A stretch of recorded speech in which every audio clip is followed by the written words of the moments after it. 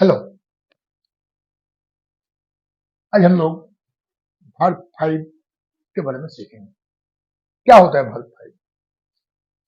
Verb five मतलब verb one plus does होता है, यानी वर्ब वन के साथ डज जुड़ने पर वर्ब फाइव बनता है। हम लोग नियम लिख चुके हैं, जैसे वर्ब वन के साथ डज जुड़ने पर वर्ब फाइव बनता है, जबकि वर्ब वन के साथ अतिरिक्त एस या ई एस जुड़ जाता है। मैंने कभी एस होगा डज के लिए, या तो कभी ई एस होगा, इससे ज्यादा और कुछ नहीं होगा। Does is equal to S T I S, ये होता है। जैसे एक नंबर नियम हम लोग रखे हैं, जैसे हिट एक क्रिया है जिसके ये वर्ब है, हिट एक वर्ब है जिसमें देखिए इसका नियम है, जब किसी वर्ब के अंत में, ये वर्ब है, अंत में कोई कंसोनेंट लगा हुआ रहे, जैसे के है, यहाँ एल है, यहाँ पर डी है, ये सब कंसोनेंट है। तो जब किसी वर्ब के अंत में कंसोनेंट लगा रहे तो उसके साथ डज जुड़ने पर एस जुड़ जाता है। जैसे देखिए it's,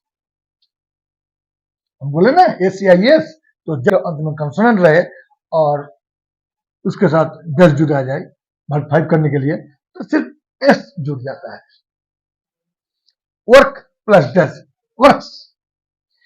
call, C A double L, call, ये भी कंसोनेंट है, plus does, calls. Send plus does, sends. देखिए सब में एस जुड़ गया है। अब हम लोग देखेंगे, अगर किसी वर्ब का में कंसोनेंट नहीं रहकर वॉवेल रहे, ए ई आई ओ ई में से रहे, तो क्या होगा। नियम दूसरा में देखेंगे हम लोग। जैसे गो एक वर्ब है जिसके अंत में वॉवेल है ओ, ए ई आई ओ यू, इसमें ये वॉवेल को दिखाया गया है। तो गो के साथ या जिस वर्ब के अंत में वॉवेल है उसके साथ डज जुड़ने से ई एस जुड़ जाता है, यानी गोज बन जाता है। उसी प्रकार डू के साथ, डू एक क्रिया है या वर्ब है, तो डू के अंत में वॉवेल ओ है तो वॉवेल है, इसलिए डज, मैंने वो रहना अनिवार्य नहीं है, वॉवेल, तो यहाँ पर वही दिखाया गया है। तो do plus does is equal to does होता है। ये डज के लिए डज हुआ जरूरत नहीं है, डज तो यह भी था, एस जुड़ गया। ये डज के लिए हमको यस जुड़ा गया क्योंकि डू था, डू प्लस यस।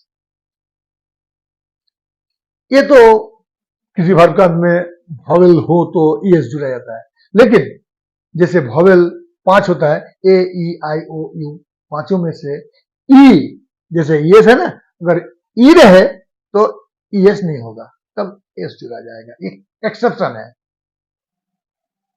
3 नंबर ये एक्सेप्शन है।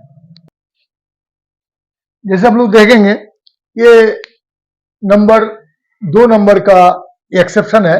जैसे उसमें कहा गया था कि किसी वर्ब के अंत में वॉवेल हो तो एस जुड़ा जाता है डज जुड़ने पर, लेकिन उसका एक्सेप्शन है ये।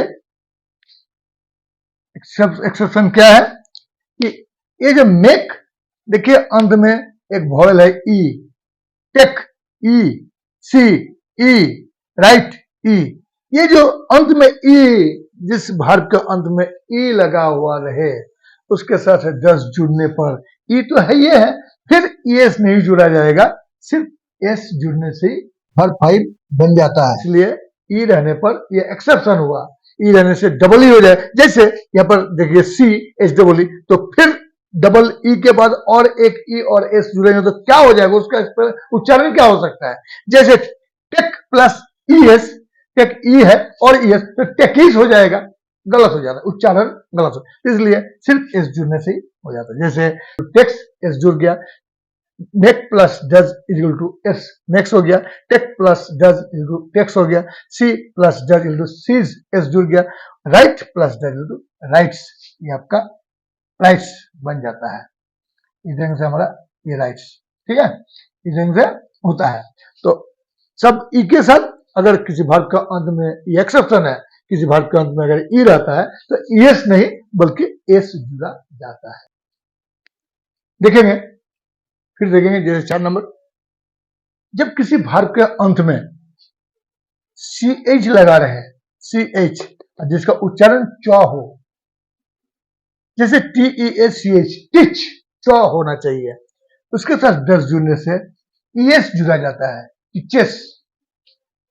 उसी प्रकार रिच, REACH, च, उच्चारण च होता है, REACH, च, रिच, ये reach plus does equal to reaches. ये RES reach, REACH reach, reach मतलब पहुंचना, किसी स्थान को पहुंचना, और RICH रिच मतलब धनी, और ये रिच भर में है, REACH रिच जिसका उच्चारण च है, 10 जुड़ने से रिचेस यानी ES जुड़ जाता है।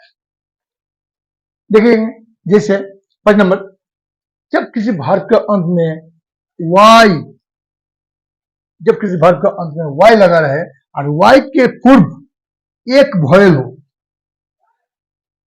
किसी भार्ब के अंत में Y लगा रहे और Y के पूर्व एक वॉयल हो, तो ऐसे स्थिति में 10 जुड़ने पर सिर्फ S जुड़ा जाता है। जैसे स्टे, Y के पहले एक वॉयल लगा हुआ है, तो स्टे एक ही ढंग का है, 10 जुड़ने से स्टेज।